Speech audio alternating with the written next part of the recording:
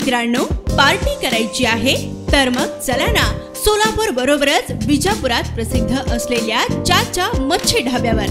चाचा मच्छी ढाबा, विजापूर रोड, टाकळी, सोलापूर। संपर्क 9765 066 495।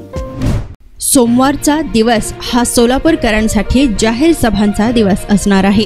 देशाचे पंतप्रधान नरेंद्र मोदी, शरद पवार, माजी मुख्यमंत्री उद्धव ठाकरे यांची जाहीर सभा उद्या सोमवार दिनांक 29 एप्रिल रोजी सोलापुरात होत असून आता मराठ्यांचे नेते मनोज जरांगे पाटील सोलापुरात येणार असल्याची माहिती सकल मराठा समाजाच्या वतीने देण्यात आली आहे।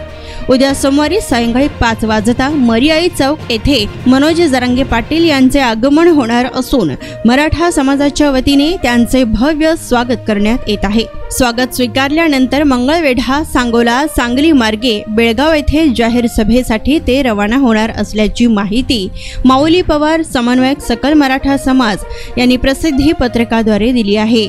सोलापुरात मनोज जरांगे पाटलांच्या येण्यामुळे शहर परिसरातील वातावरण ढवळण्याची शक्यता वर्तवली जात आहे। नुकतेच जरांगे पाटील यांनी ज्यांना पाडायचे आहे त्यांना पाडा असा संदेश मराठा समाजाला दिलेला होता।